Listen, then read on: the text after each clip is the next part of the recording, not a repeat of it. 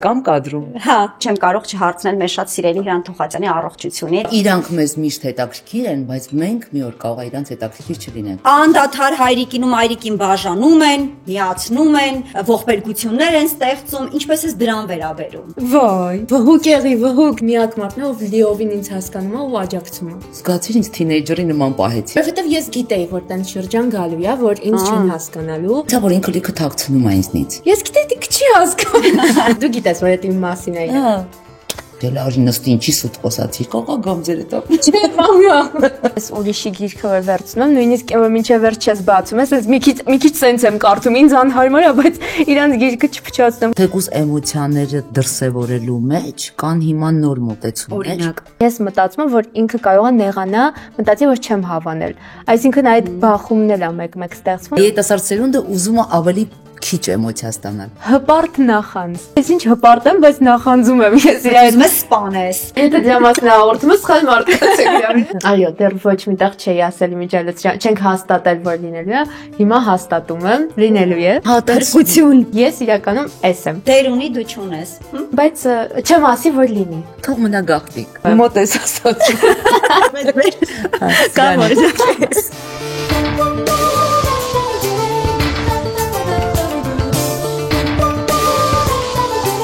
Հաղորդման գլխավոր գործընկեր Բալան գրուպ,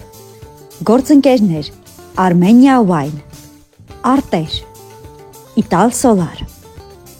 Բարի գալուստ իմ ռեստորան, որը գտնվում է հենց իմ տանը, ամենասկզբից ուզում եմ շնորհավորել բոլոր կանանց միջազգային օրվա կապակցությամբ, սիրելի տղամարդիկ, ճիշտ է տարին 12 ամիս պետք է ուշադիր լինել ձեր կանանց, սիրել, փայփայել, նվերներ անել, բայց իհարկե այս օրերին էլ ավելի է կանանց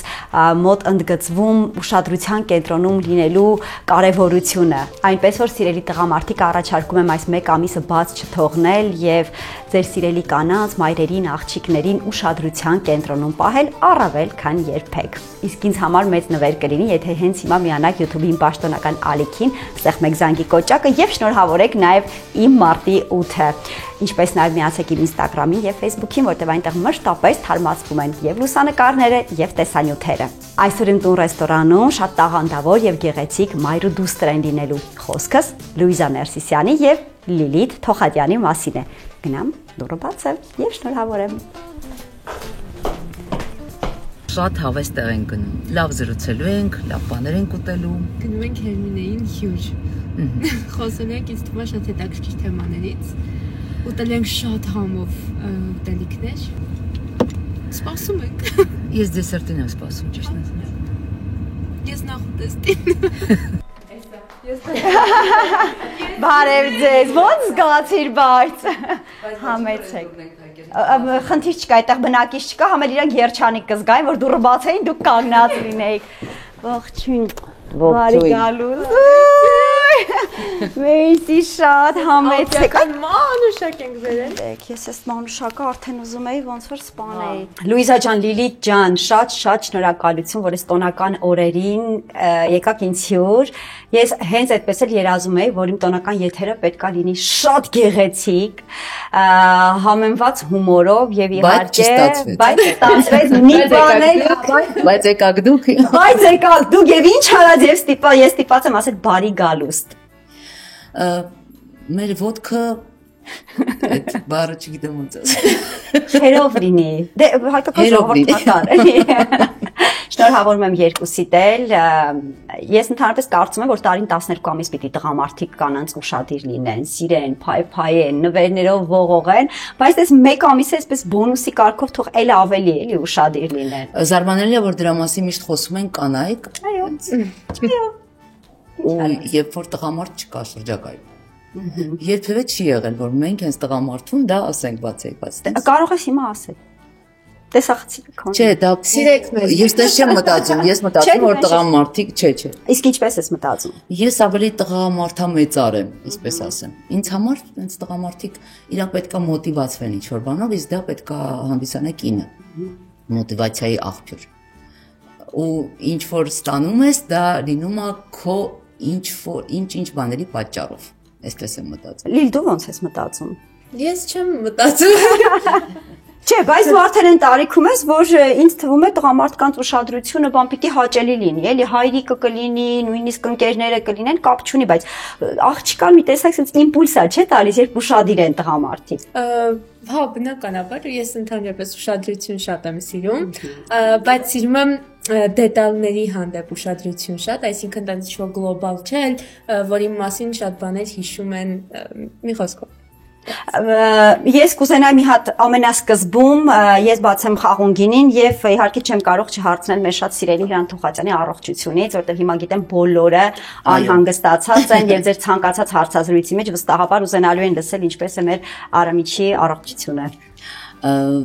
Շատ դրական Դրական, այսպես ասեմ։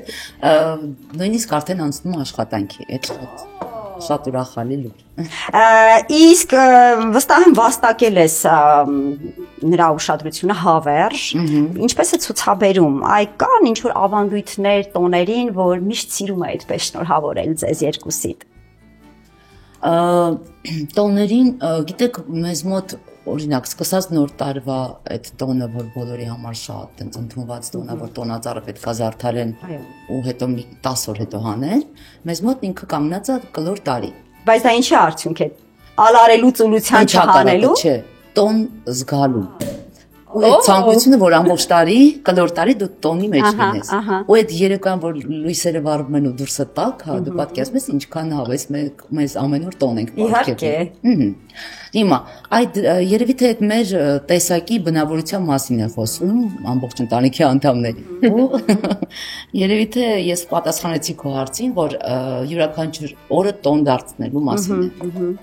Իսկ այս կանանց տոներին ինչ որ հատուկ այսպես ուշադրություն կա, թե հատուկի կարիք չկա, որտեղ միշտ է այդ հատուկը։ Այդ հատուկ օրերը պարտավորեցնող են։ Այո։ Ես կարծում եմ, որ տղամարդը ինքը իր տեսեք, դրթում է կինը, բայց ոչ թե տենց ինչ որ հատուկ ձևերով, տենց իմպուլսներով, հա, ֆլուիդներով, երբեմն որ մենք նվերներ չենք ստանում, դա այն պատճառով, որ մենք ասում ենք մեզ պետք չի, կամ ինչ որ ձևով այդ սիգնալը տվել ենք տղամարդուն, որ այսինքն մենք բավարարվում ենք այսքանով, կամ չենք ուզում ավելորդ ծանրաբեռնել նրան, իսկ դրանք հասնում են այդ սիգնալները։ Անշուշտ։ Դրա պատասխանը ստանում ենք։ Լուիզա, գիտեմ, որ Լիլիթ 18-ամյակը լրացել է, դեմ չեք, չէ՞, խաղունգինով բարի գալուստ ասենք իրար, մենք խմելու ենք Թարիրի լյուքս դասի խաղունգինին, Արմենիա վայնի հենց դաշտերից հավաքված խաղողից եւ մշակված, բավականին երկար ճանապարհ անցած շատ համեղ խաղունգինի, իմ ամենասիրելիներից մեկն է, ուզում եի օրը հենց այսպես սկսենք իրար հետ։ Սիրուն սկսեցին։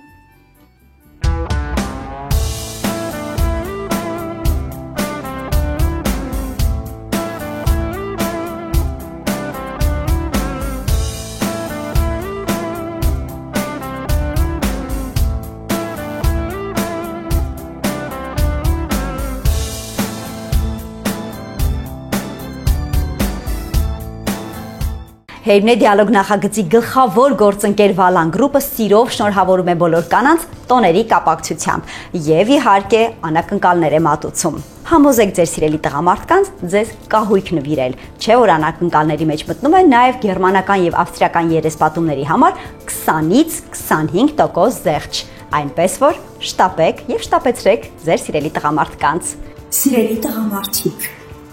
իսկ դուք ինչ եք նվիրելու ձեր սիրելի կանանց տոների հատիվ։ Գուցե սրիչ կամ քեչ կամ էլ հարիչ։ Բայց այս ամենի փոխարեն ես առաջարկում եմ նվիրել նրանց կահույք։ Վալան գրուպը այս օրերին առաջարկում է 20-ից 25% զեղչ։ Հավատացեք, կահույքն ավելի անվտանգ է, ապահով եւ իհարկե որակյալ։ Պատրաստելու եմ շատ հեշտ, օրիգինալ, գեղեցիկ նախուտեստ։ Հետևեք ինձ։ Ես ունեմ շերտավոր խմոր, հիմա մի փոքր կբացենք։ Մի փոքր բացենք։ Վրան դնում եմ կամամբեր պանիր։ Սա նախատեսված է մոտ 3 հոգու համար։ Մեզ անհրաժեշտ է ընկույզ։ Ավելացնում ենք շագանակագույն շաքարավազ, կարող եք սովորական շաքարավազ էլ ավելացնել։ Մի փոքր աղ եւ խառնում ենք։ Իդեպ կարող եք եւ կամամբեր վերցնել, եւ բրի վերցնել։ Հիմա սկսում ենք հավաքել։ Երկու կողմերը իրար ենք միացնում, ոչ թե սուրանկյունները, այլ այսպես։ Քանի որ շերտավոր խմոր է, կարող եք եզրերը այնպես անել, որ մի քիչ դուրս մնա եւ գեղեցիկ բացվի։ Եվ կապում ենք թելով։ Պատում ենք դեղնուցով, որ գեղեցիկ եւ կարմիր լինի։ Թխում եմ ջեռոցում 200 աստիճանով։ Վերջ, պատրաստ է։ Եվ քանի որ կանանց տոներն է, ապա պետք է գեղեցիկ մատուցել եւ ծաղկառատ։ Հիմա ընտրեմ ինչ ծաղիկ կարելի է դնել։ Երևի թե հիրիկ եւ արևածաղիկ։ Այսօրվա մեր տոնական մենյուն ամբողջովին ծաղիկներով է լինելու։ Առաջինը, որ փորձելու ենք նախուտեստն է, շերտավոր խմորով, բրի կամ կամամբեր պանրով, ես կամամբերով եմ արել, ընկույզ, շաքարավազ, մի խոսքով հրաշալի նախուտեստ է սկզբի համար։ Ծաղիկները եթե դեմ չեք, բայ փոքր ծաղիկս ընկել է չես ասում։ Հենց նոր եմ ասում։ Հա։ Ծաղիկները դե ստիպված եմ հանել։ Ափսոս, բայց չեմ հեռացնի, որ մեզ ուրախացնեն։ Հա, տենց շատ հավես։ Հա, ինձ է կարելի։ Լուիզա, խմոր օգտագործում ես, չէ՞։ Հաց։ Ես ամեն ինչ եմ օգտագործում, Դե ինչը քինքից դուր է գալիս։ Դե հիմա ինձ պատասխանի այդ ոնց է լինում, որ համ օգտագործում ես, բայց համ էլ այսքան նիհար, գեղեցիկ, սլացի։ Ոյ, Գաղտնիքը ասա։ չէ, իրականում երևի գենետիկա է, եթե թե չէ, ես հիմա վաղուց շատ գիրացած պետք է լինի։ Բայց նաև գիտես ինչի վրա եմ զարմանում, որ դիետա եմ պահում ու ինքը տենց ինչ որ օրվա ընթացքում ես օրինակ օրվա մեջ սնվում եմ 1 կամ մաքսիմում 2 անգամ։ Բայց դիետա պահելուց հիմա դիետոլոգները կասեն ես ինչեր ա խոսում, բայց ամենից ինձ հետաքրքիր է շատ մեծ մենյու են կազմում։ Մի խոսքով վհուկ չես։ Չէ, Վհուկ չես։ չէ։ Հա։ Չէ, ուրիշ հարցերում վհուկ եմ, բայց Ինչ հարցերում ես վհուկ։ դե կանացի։ Հա։ Իսկ որպես մայր վհուկ կա թե չէ Լիլ ջան։ Չէ, ընդհանրապես չէ։ Նույնիսկ մեկ ասում եմ վհուկ եղի, վհուկ չի լինում։ Իսկ ոնց անել, որովհետև ես անընդհատ եւ կողքից եմ տեսնում եւ հարցազրույցներում մի տեսակ մայր ու աղջիկ այդ սահմանը ոնց որ վերացած լինի ձեր հարաբերությունների մեջ։ Նախ էս լավա թե չէ, որտեվ շատերն ասում են ոչ նա պիտի իմանա, որ ես իր մայրն եմ եւ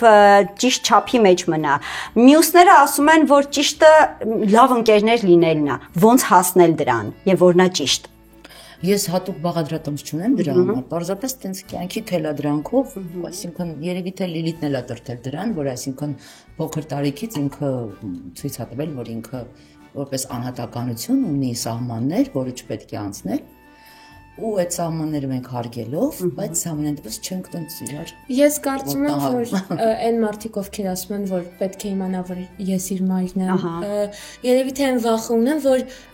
սահմանի հետ նաև հարգանքը կկորի, այսինքն շատ նույն level-ի վրա կդառնան, բայց քանի որ ես կարծում եմ, որ բոլոր մարդկային հարաբերություններում հարգանքը շատ կարևոր է, նույնն էլ մեր մոտ հարգանքը երբեք չի կորել, ու դրա համար մենք կարողանում ենք շատ լավ ընկերություն անել, մի խոսքով ճիշտ կարողանում ենք ինչ-որ դասավորել ամեն ինչ։ Լիլ, համ փորձենք, համ զրուցենք։ Միշտ եղել է այդ վստահությունը, որ քեզ հասկանալու է մաման, քեզ չի նախատելու, թե ինչ որ մի դեպքից հետո հասկացար, որ չէ, իմ ընկերն է իրականում։ Այդքան էլ վախենալու չի։ Միշտ չէր կարող լինել զուտ նրա համար, որովհետև տարիքային այդ ես էի բարդ շրջաններով անցնում, այսինքն միշտ թինեյջերները, հատկապես հիմա, երբ ինտերնետ կա, տեսնում ենք ինչ որ մենք ուրիշ տեղ ենք խորանում, ու շատ անգամներ նույնիսկ հենց ինտերնետում որ նայում ենք, որ տեսնում ենք ծնող կերպարը ինչ ձև են ներկայացնում, շատ անգամներ լինում է, որ ասում են դե մամա ես չասեմ կջղայնանա, բան ասում եմ, կարող է ես էլ չասեմ, կարող է իմն էլ ջղայնանա, ու չենք փորձում, չենք ասում։ Բայց երբ որ մի պահ ինչ որ ինքն է ինձ ասում, ես զգում որ ինքը իմ հետ կիսվում է, ես ինչի իր հետ չկիսվեմ, ու միանգամից հասկանում եմ, որ ինքը ինձ ամեն կերպ հասկանում է ու միակ մարդն է, ով լիովին ինձ հասկանում է ու աջակցում է։ Սա դու գիտեիր քո ստացած դաստիարակությունից, որ այսպես է ճիշտը, թե ճիշտ հակառակը, ունեցել ես հակառակ պատկերը եւ որոշել ես, որ չի կարելի այդպես։ Ենթագիտակցաբար երևի թե տենց դաստիարակվել եմ։ Հիմա այդ ոչ թե ես հետադարձ հայացք եմ նետում ու դա վերցնում եմ որպես տենց ուսմունք ու փոխանցում եմ սերնդեսերունդ, այլ դա հետք է թողել իմ կյանքում միգուցե։ Հիմա ասում ես ես վերլուծում եմ ընթացքում։ Երևի թե ինձ հետ են հարգանքով վերաբերվել ու ես էլի որպես անհատականություն երբեք ինձ ճզմված չեմ զգացել կամ չեմ զգացել այդ մայրի որդի հարաբերությունների ծանրությունը։ Գիտես ինչով է դա երևի պայմանավորված ինքնաբավ լինելով։ Այսինքն եթե մարդը ինքնաբավ է ու չի ուզում ինչ-որ մեկին ապացուցել, որ ինքը ավելի բարձր է կանգնած դա, թե մտքերով, թե տեսակով, թե լավ ստատուսով, հիմա մայր դուստր հարաբերության մեջ, այնպես է ստացվում, որ ես եմ չէ բարձր կանգնած, բայց այդ ինձ ոչ մի իրավունք չի ես ինձ իրավունք չեմ վերապահում, որպեսզի դրան ձևով նայեմ։ Ես հավասարին եմ նայում, բայց այդ որ ինքը ասում է մաման ինչ-որ զրույցների ընթացքում ես հասկացա, որ ինքը բան չի անի, ես շատ տենց թռուցիկ, ինչ-որ բաներ պատմելով, երևի թե իր մեջ նստացրել եմ, որ այսինքն ես յուրաքանչյուր իրավիճակին ունեմ սպეციფიկ վերաբերմունք։ Ու ինքը դա անցալել է, որ այդտեղ երբեք դատապարտել չկա։ Այդտեղ կա հասկանալ իրավիճակը, մի քիչ ավելի տենց երկկողմանի փորփրել ու ճշմարտությունը գտնելու նա վերաբերվում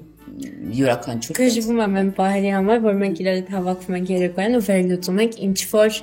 տենց սիտուացիաներ, որ եղել է իմ կյանքում։ Այսինքն այդ օրը գնացել էի հանդիպել էի ընկերներից, ասենց ինչ-որ բան էի զգացել, գալիս եմ կիսվում եմ ու իր հետ վերլուծելը ամենահավես բանն է, մաման նենց հավես է, ասենց ինքը ուրիշ կողմով է մոտենում հարցին, ես ասում եմ, բայց չէ, բան, ու ասենց մի հատ հետաքրքիր դիալոգ է ստացվում, շատ եմ սիրում։ Իսկ ընկերներիդ կողմից չկա այդ վերաբերմունքը, որ հայս այլի գնալու է մամային պատմի ամեն ինչ։ Չէ, որովհետև տենց որովհետև չի պատմում ամեն ինչ։ Հա։ Իսկ ինչ է չես պատմում։ Այ Եթե մամային չեմ պատմում, դեռ չես պատմի, ես էլ ասեցի ծուղակը գցել։ Լիզա, նայ, բայց 90-ականներին հատկապես, հա, մութ ու ցուրտ տարիներին դու էլ այդ ժամանակ պատանի պիտի որ եղացած լինեիր, երեխա պատանի, այսպես։ Մեր մամաները նույնիսկ ժամանակ չունեին խորանային մեր հոգեբանության մեջ։ Մի բան էլ մտածեին երեխային կոմֆորտ է, կոմֆորտ չէ, նրա հոգեբանությանը չդիպչենք, այսպես չանենք, այնպես չանենք, չէ։ Բոլորս նավթի հերթերում, հացի հերթերում կանգնած երեխաներ էինք, որ նույնիսկ չէինք էլ մտածում, մեր մաման նկատում է մեզ առհասարակ, թե չէ։ Եվ այդ շրջանը բավականին ազդեցիկ ա եղել բոլորիս համար, հիմա հատկապես երբ որ հետ ենք նայում։ Այ ո՞նց է կարողացել քո մայրիկը այդ տխուր մութ, ցուրտ ժամանակներում այնպես անի, որ ոչ միայն չճզմի, այլև նկատի քեզ կամ ուշադրություն դարձնի, որ դու էլ կարողանաս այդ շկոլան, հա, այսպես ասեմ, այդ շկոլան բերել քեզ հետ։ Լավ, այսպես ասեմ։ Այդ իր մարդու տեսակից է գալիս, այսինքն ինքը հիմա ես այն ամենածանրաբեռնված ժամանակ էլ ես մի ժամանակ եմ գտնում մարդու համար։ Այսինքն ինձ մարդը հետաքրքիր է։ Երևի թե մամայից մոտ էլ հատ եղել, այսինքն ոչ թե վերաբերելով որ դստերը հանկարծ ինքը չնեղացնի, այլ իրան էլ մարդ տեսակը հետաքրքիր իր հոգեբանությամբ։ Ու երևի թե դրանով է պայմանավորված, որ նկատել մարդուն նեղացրեցիր թե չէ, ինքը կոմֆորտի մեջ է թե ոչ։ Այդ ալտրուիզմն է, էլի խոսում, երևի թե ալտրուիստ տեսակ ենք ունեցած։ Անցել ես, չէ՞, պատանեկան դեպրեսիվ դուրը փակել, շղկացնել, ինձ չխանգարել եւ այլն էտապը։ Ոնց անցաք միասին, թե միասին չեք։ Ոչ, շատ ահավոր անցավ։ Պատմեք, շղկացնում էր, դու գալիս ասում էր զգացիր ինձ թինեյջերի նման պահեցի։ Այսինքն ինքը միանգամից վերլուծում էր իր արածը։ Հա, ես իրականում նախ ավելի շուտ անցա, այսինքն հիմնականում դա լինում է 16, ինչ-որ 15, 16։ Ինքը 2-3 տարեկան արագ անցա։ Հենց քայլեցի շղկացնել դրներ։ Չէ, իրականում տենց 13-14 տարեկանում իմ մոտ դա սկսվեց։ Ու տենց հա ինչ որ ես ինքս իմ պահվածքն էի ուզում կողքի, որովհետև ես գիտեի որ տենց շրջան գալու է, որ ինձ չեն հասկանալու, ես գիտեի որ նախապատրաստում էի, հա։ Դրա համար ես որ ասում եմ մի րոպե, այս հիմա ես թինեյջերություն արեցի, մի հատ եկեք հասկանանք, գնում էի ու մամային նեղանալը ամենա սիրտս ցավացնող բանն է, ինքը գիտեք ոնց է նեղանում, լուր, ուղղակի նեղանում է ինքը, այսպես լուր նստում է ու որ ինքը իմ հետ չի խոսում, ոյ։ Հա դա ամենաանտանելին է։ Հա, բայց սենց լուրից չեմ էլի, որ սենց Չեմ ունաթով լուր չի։ այսպես լուր չեմ, պրոստը լուր եմ։ Ընկճված լուրն ես։ Ընկճված է մի հատ ինչ որ Ոչ մի ձևի լուր եմ։ Իրա մեջ չկա այն, որ սենց մեղադրանք, բան ես լուր եմ, իսկ դու ինչ ես նկավ, սենց բաներ։ Հա, ուղղակի լուրը։ Լիլ, ինչով ես հպարտանում մամայի հետ կապված։ Իրոք մորթ տեսակ։ Չէ, բայց իրականում որ ինքը սիրում է ու ամեն կերպ փորձում է ինձ հասկանալ։ Այսինքն ինքը միշտ ամեն օր ինչ որ բան անում, որ ինձ էլ ավելի շատ հասկա։ Վերլուծում է, նու նայում է հիմա ինչն է տրենդի մեջ, թեկուս, այսինքն շատ տենց basic բաներում, շատ հասարակ բաներում ինքը մեկը սիրում է վերլուծել ու թեմայի մեջ լինել, որ իմ հետ միշտ կարողանա խոսալ ամեն ինչի մասին։ Լուիզ, այդ մի տեսակ նվերա, չէ, երբ որ երիտասարդ ծերունդ կա կողքդ ու դու թեմայի մեջ ես մնում։ Ես օրինակ միշտ ասում եմ իմ աղջկան Մարիա, ինչ լավ է դու կաս, որտեվ եթե դու չլիներ, ես լիքը բան չէի իմնա։ Հաստատ։ Ու ես սկսում եմ մտածել, ես եմ իրան ավելի շատ բան տալիս, թե ինքն է ինձ ավելի շատ բան տալիս։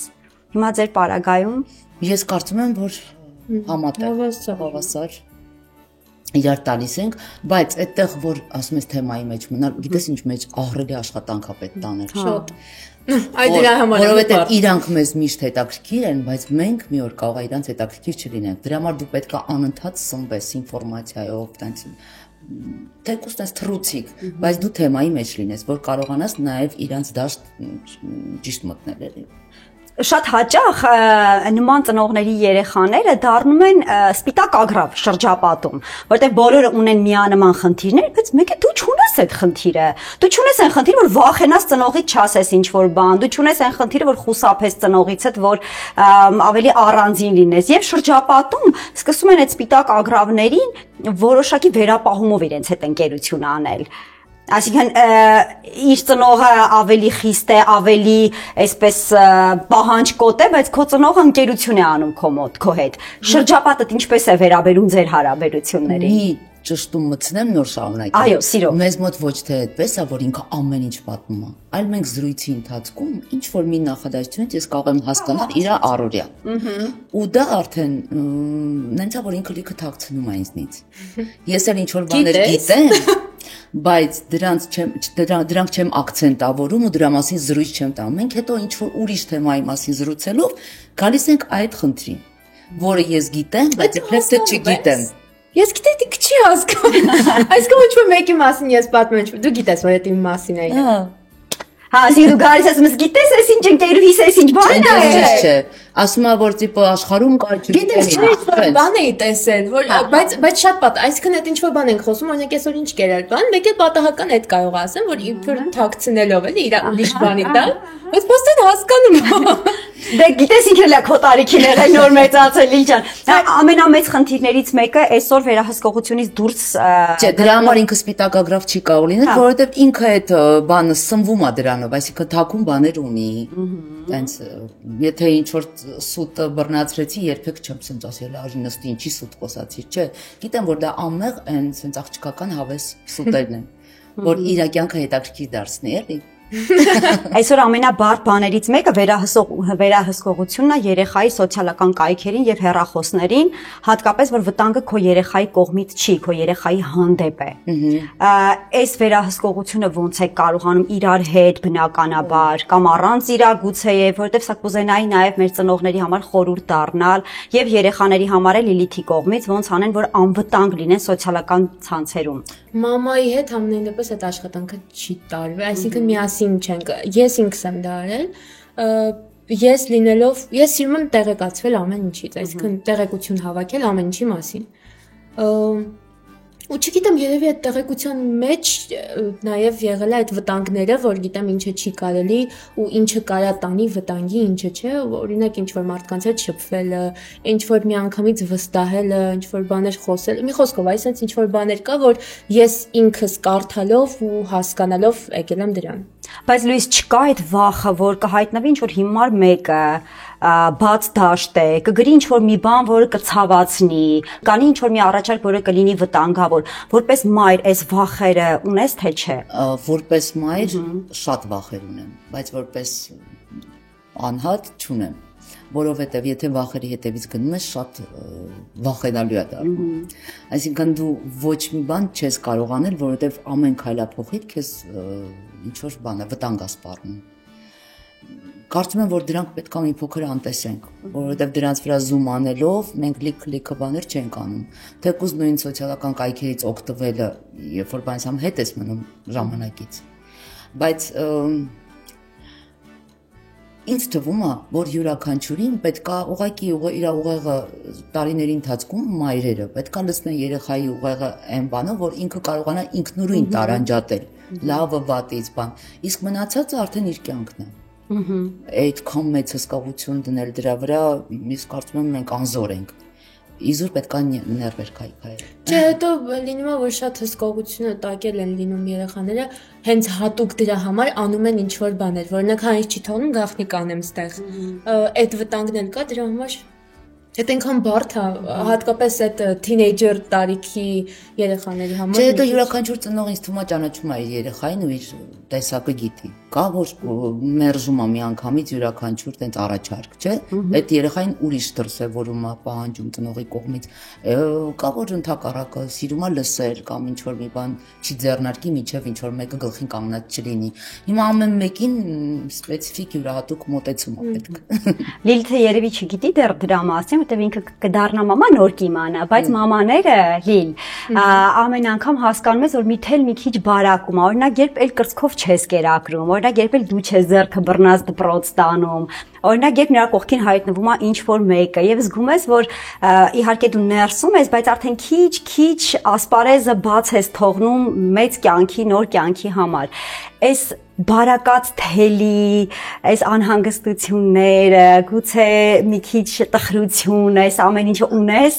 Շատ լավ հարց ես տալիս, գիտես ինչի հետ կապված, որ ձեր տուն գալուց, դա ընդհանրապես տևում է ինձ մոտ 1-2 րոպե կամ վայրկյան։ Լավ, սենց ասեմ։ Տես, սովորական գալիս ենք ձեր տուն, չէ՞։ Հիմա Լիլիթը կողքս նստած է, բայց միտքս տենց 2 վայրկյանով սկսում է ճանապարհորդել։ Ու մի անգամից ինքս ինձ սենց մտածում եմ, ասում եմ, ինչ հավես է, վայելեմ ես պահը, որ Լիլիթը կողքս է, նույն մեքենայի մեջ է, որովհետև հեսա գալու է ժամանակ ինքն իր մեքենան ունենա, ու ես այս բերկրանքը չեմ վայելելու։ Այդ վայրկյան է տևում, ու դա լինում է շատ տարբեր առիթներով, բայց որ հատուկ նստեմ դրա մասին երկար մտածեմ, տենց ինքս ինձ պահի տակ գալիս է, ու ես իրան տենց սիրուն վերաբերվում եմ, ասում եմ պահը պետքա գնահատել, ամեն վայրկյանը պետքա գնահատել։ Բայց իմիջիայինս մեզ մոտ էլ է լինում տենց բան։ Հա, լինում է։ Ոայ ասա, ինձ համար սա բացա։ Հենց այդ բանը, որ ես ուսում քշում էի դու տենց բան մտածում, չէ՞, լավ։ Մի հատ խնդրում եմ այդ ձեր անհանգստություններն էլ ասա, ինձ հետաքրքիր է։ Դե մենք ենք զգում այն, որ քիչ կյանքը դե տենց է, որ մենք պիտի ինչ-որ պահի սենց գնանք մեր ուղղություններով ու չգիտեմ։ Շատ տխուր է, թեկուզ որ տեղափոխվում ես ուրիշ տուն ապրելու կամ որ արդեն դու մեքենան ես կողված կողա գամ ձեր հետ։ Չէ, բամյա։ Քանի անգամ ենք ունեցած խոսա, չէ, գալ։ Բայց ինչի՞ չէ։ Վայ։ Մի րոպե։ Պապային թողնում ա գնա իրանց հետ ապրի, ինչ չէ։ Հա, պապային կարելի է, մամային չէ։ Դե փոքր ժամանակից տենց որոշել էի։ Չէ, իրականում հոմենք ենք ունենում այդ սենց ինչ-որ տխուր պահեր, որ օ ծնողները բան։ Սենց բայց հա։ Հետո շատ արագ մի հատ մյուզիկ եք լսում, անցնում ա։ Չէ, հետո գնում եմ իր կողքին ասում, հա, չէ, օքեյ։ Ես առաջարկում եմ մենք ավարտենք մեր նախուտեստը, խաղում գինին եւ անցնենք հիմնական ուտեստին։ Ինչ կասեք։ Հավանեցիք նախուտեստը։ Շատ։ Սիրում եք աղի եւ քաղցրի այս միախառնությունը։ Ես շատ։ Ես ընդհանրապես քեզ հետևելով զգում եմ այս բոլորը։ Ես հիմա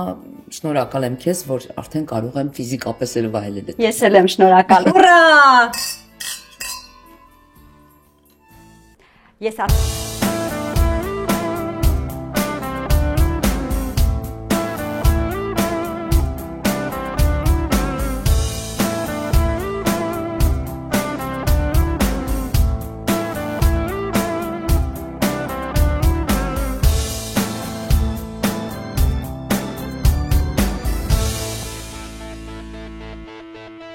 արդեն տևական ժամանակ է օգտագործում եմ Հայաստանում աճեցված եւ Հայաստանում արտադրված հատիկավոր մշակաբույսեր, որոնցից է ոսպը, սիսերը, հաճարը, կանաչ ոլորը, դեղին ոլորը, ցորենի եւ հաճարի ամբողջահատիկի ալյուրը։ Այս ամենը ներկայացնում է իմ սիրելի արտեր ընկերությունը։ Հատիկները աճում են ծովի մակերևույթից 1800 մետր բարձրության վրա եւ օրգանական գյուղատնտեսության հրաշալի ապացույց են եւ օրինակ։ Այնպես որ օգտագործեք մեր հողերը, մեր արևը, որպեսզի ստանանք օգտակար եւ օրգանական մթերքներ։ Դուք կարող եք տուփի վրա տեսնել, թե ինչպես է մարգագետնից հատիկը հասնում մեր սեղան։ Սերմը, սկզբից առաջին օղակը, այնուհետև հողային աշխատանքները, վերքահավաքը, մշակումը, այնուհետև մտնում է արտադրություն, որտեղ եւ մշակվում է, լաբորատոր աշխատանքներ են արվում եւ գալիս է դեպի սպառող, դեպի մեզ, մեր խոհանոց։ Եվ այսօր պատրաստելու եմ կանաչ ոլորով խյուս, որը կմատուցեմ սաղմոնով։ Տեսեք ինչ գեղեցիկ մարգարիտների նման ոլոր է։ Կանաչ ոլորը արդեն եփվել է, մի փոքր երկար է եփվում, չվախենաք, ուղղակի իմացեք, որ նախապատրաստվեք։ Ավելացնում եմ աղ, պղպեղ, ավելացնում ենք նաև կարագ եւ սերուցք եւ հարում ենք։ Տեսեք ինչ նուրբ, փափուկ, անուշ հոտով խյուս ստացվեց, կարող եք ցանկացած մսային ուտեստի հետ մատուցել։ Ես մատուցելու եմ սաղմոնի հետ։ Մի փոքր էլ չիլի պղպեղով ձիթայուղ կավելացնեմ։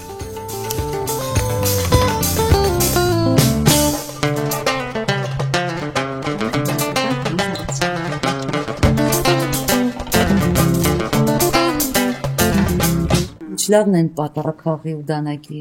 հարմարանք։ Հա։ Թիֆլիսից է եկել դեպ հնություն։ Շատ հետաքրքիր է։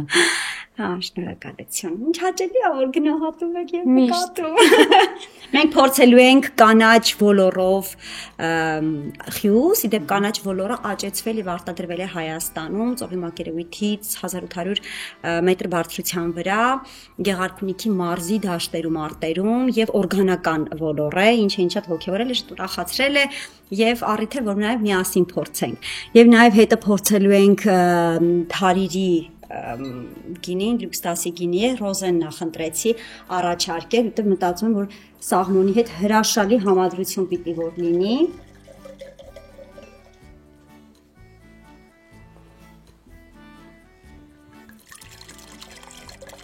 Մենք լուր հետևում ենք քո գործողությունները, շատ հետաքրքիր է շարժվում։ Հարապետ։ Շատ հետաքրքիր է շարժումը լավն է։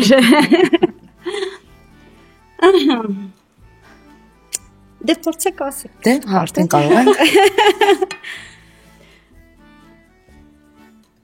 Մեզ բարի ախորժակ։ Բարի ախորժակ, այո։ Մեր տոնն էլ շնորհավոր։ Միշտ։ Մենք էս այդ թեմայով առանձին Իսկապես շատ համեղա, շատ։ Ես դեռ բոլորն եմ փորձել։ Ես միայն բոլորը փորձել եմ։ Չէ, ես ձուկը միայն։ Լուիզա եւ Լիլիթ ջան, շատ շնորհակալություն, որ այս հաճելի պահերը միասին ենք կիսում եւ այս հիշողությունները ես հավաքում եմ պահոցի մեջ եւ երջանիկ եմ, որ այս գեղեցիկ օրը հենց դուք եք ինձ մոտ։ Մեզ լավ Մենք է շնորհակալ ենք, որ այսպես գեղեցիկ պահերից մեզ պարգևում։ Մենք էլ ունենք պահոցի դեպ ասեմ, այնտեղ այս օրը կմնա։ Ինչ հաճելի է։ Բացի YouTube-ից։ Իսկ այդ պահոցում լավ բաներն են պահվում, թե նաև վատ բաները ընդհանրապես։ Ես աշխատում եմ սելեկցիա անել եւ լավ բաները պահել։ Ես շատ կարճ հիշողություն ունեմ։ Վատ բաների հանդեպ թե լավ։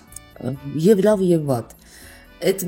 բացասական կողմ ունի, որ լավ բաներն էլ ես շուտ մոռանում։ Բայց ամենայն դեպս դե ամեն մի արարք ունի իր պաբուչնե էֆեկտներ։ Ահա։ Բայց գոնե այդ վատ բաները հիշաչար չեմ պահում այդ մեջս հետո տենց երկար։ Լիլիս, դու հիշում ես, վստահ եմ, որ հիշում ես, երբ փոքր ես եղել, ես պատկերացնում, որ քո մանկությունը անցել է կուլիսներում, չնայած ինչպես դե սիրում է Լուիզան ասել, կամերային թատրոնը կուլիսներ չունի։ Բեմից միանգամից սենյակ են գնում եւ դրա համար է որ կուլիսներում խժդժություններ չկան, այնուամենայնիվ պայմանական եթե ասենք, մեծացել ես թատրոնում, թատրոնի հանդիսասրահում, դիմահարտադրման սենյակներում, միջավայրում, որտեղ միշտ չի որ ամեն ինչ լավ է։ Ոնց է եղել, որ այդ բոլոր եւ լավ եւ վատ տեսածը չի խանգարել քեզ այնուամենայնիվ գնալ այդ ուղղությամբ։ Որովհետև ինձ համար վատը նույնիսկ հավես էր։ Ուզում եի ես այդ վատի մի մասնիկը լինել ու վատ տենց երևի թե միակ վատ բանը դժվարությունն է ու որը որ հասկացել եմ ամեն ինչում էլ կա, այսինքն ինչ մասնագիտություն էլ ընտրես, այդ դժվարությունը, այդ մի հատ ինքդ քեզ հավաքելը, այդ ամեն ինչը կա։ Դրա համար հասկացա սիրում եմ մասնագիտությունը, ինչի՞ չէ հենց այս մասնագիտության դժվարությունների միջով անցնեմ։ Ու հետո ես, չգիտեմ, ես սիրում եմ ինքս ինձ հետ մենակ մնալ, սենց մի հատ խոսել, հասկանալ, ես շատ իրականում բոլորը մտածում են, որ միանգամից են, հա դե ես դերասանուհի կդառնամ, ես տենց եմ մեծացել, բայց չէ, իրականում շատ եմ փոխել իմ որոշումը, բայց սենց ինձ հետ մենակ նստելով, խոսալով, հասկանալով, հասկացա, չէ, որ սա եմ ուզում, սա է իմը։ Ինչն է գայթակղում։ Ոյ ամեն ինչը, սենց ես ամեն ինչը այնքան ռոմանտիկ եմ տեսնում, մի տեսակ ես ուրիշ աշխարհ է ու որ մաման է այդ ասել, որ իմ մոտ ֆիքսվել է, որ դու մի կյանք ապրելով կարողանում ես շատ կյանքեր ապրել, այդ ու ես որ մարդ տեսակը ինձ հետաքրքիր է ամեն յուրաքանչյուր մարդու հոգեբանությունը, մտածելակերպը, ինչ տիպի մարդ է, ես դա սիրում եմ ուսումնասիրել, ու որ ես կարամ գոնե մի քանի ժամով լինել այդ մարդը, շատ հետաքրքիր է։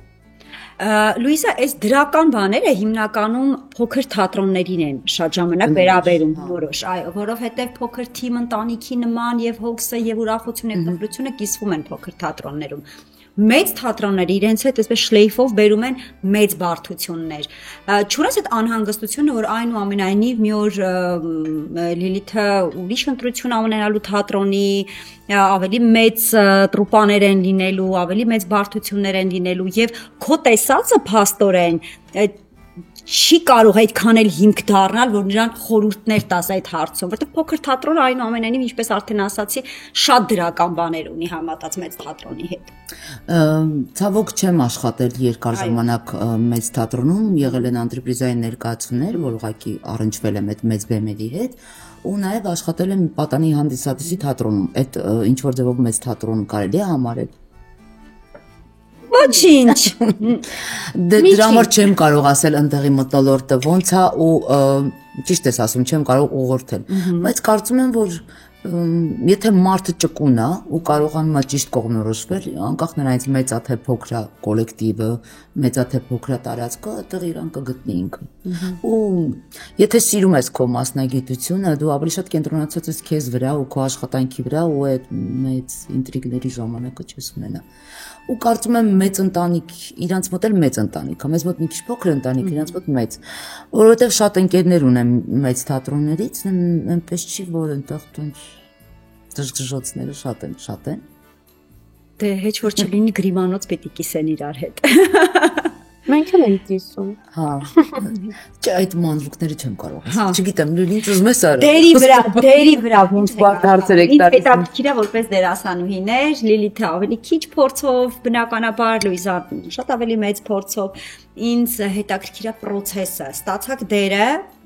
երկուստ էլ կուզենամ պատասխանեք։ Ստացար դերը, հիմա պիտի աշխատանք տանես, որ բերես իրեն, մարմին տաս, միս տաս, արյուն տաս եւ դարձնես ուրիշ մեկի, մարդ դարձնես մեկ այլ։ Ոնց է այդ process-ը անում։ Ունես ինչ որ մեթոդներ, մեխանիզմներ։ Ես այս վերջերս որ ստացա առաջարկ ու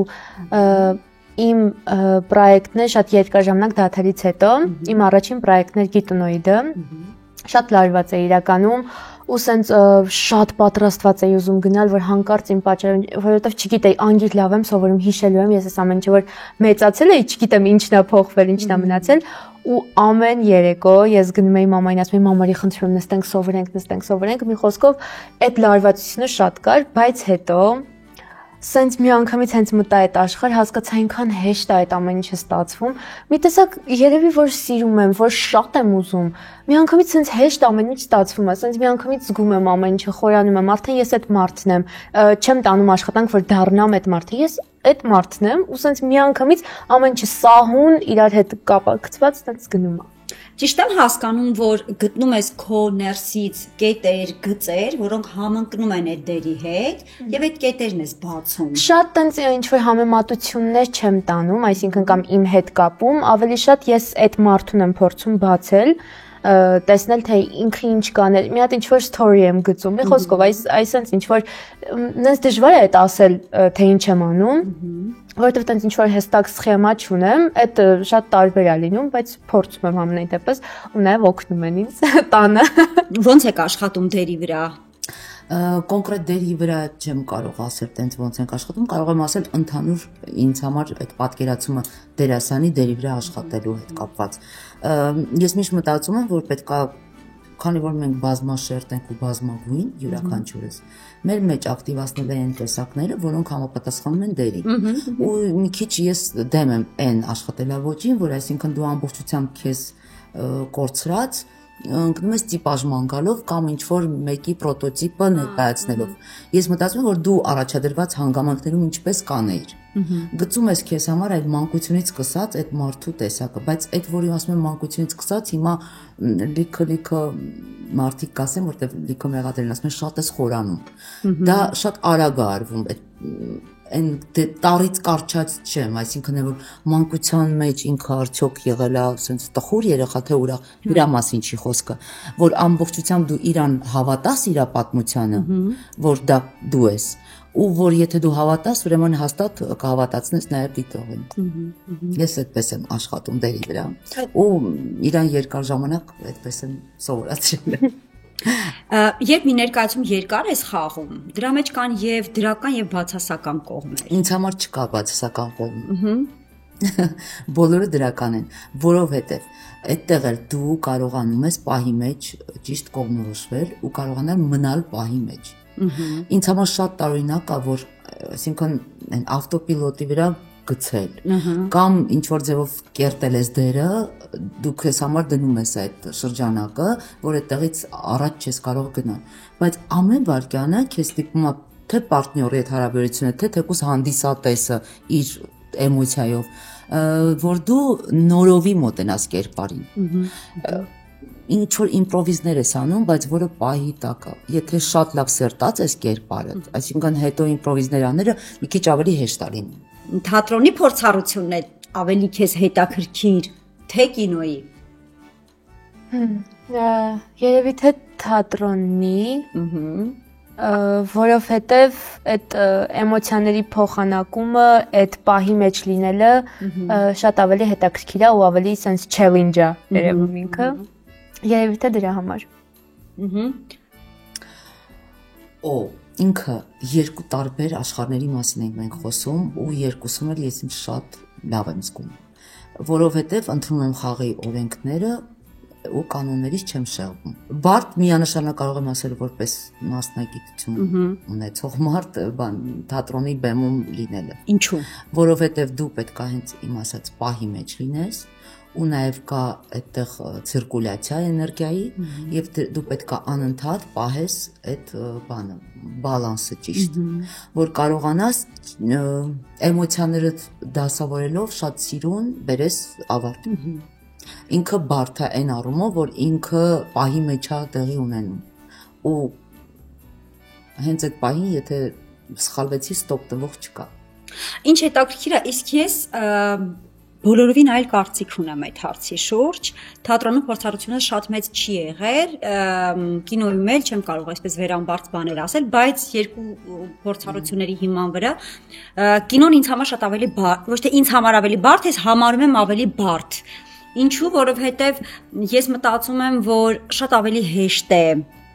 բոլորովին չնվաստացնելով եւ չնվազեցնելով թատրոնի արտիստի դերը եւ գործունեությունը։ Շատ ավելի հեշտ է մտնել այսպես 2 ժամ լինել այդ process-ի մեջ դուրս գալ,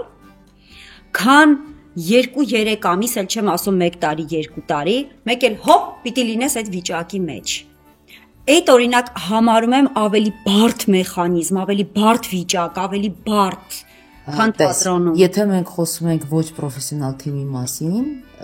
ֆիլմի հետ կապված, դու շատ մեծ բարդությունների առջև ես կանգնած լինում որպես դերասան, որովհետև քեզնից պահանջում են, չգիտեմ,